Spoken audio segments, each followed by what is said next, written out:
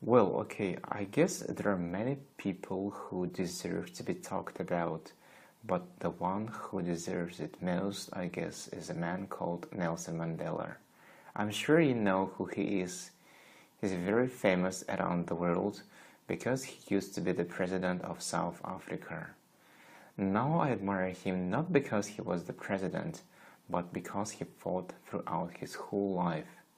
I mean, he was a really old man, and unfortunately he has already passed away.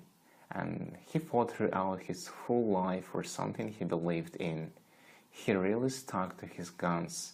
He followed what he believed in, stuck to his principles, which were what he fought for was racial equality in South Africa during apartheid. He wanted equality between black and white people, and I mean his life was very difficult. He was in prison for 40 years. Even before he was sent to the prison, he was always wanted by the South African government. And despite all these difficulties, he still never gave up what he believed in. Even when he was in jail, he found a lot of ways of continuing the struggle.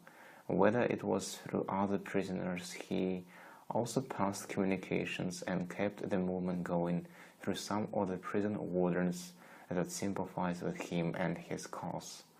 So, despite being in prison for about 40 years, he still could fight for what he thought was the right thing. And I mean, in our everyday lives, we meet a lot of things that we want to give up on. Even if it's just an exam or something like that, so I really can't imagine how difficult it must be to fight for the same thing for your whole life and never give up.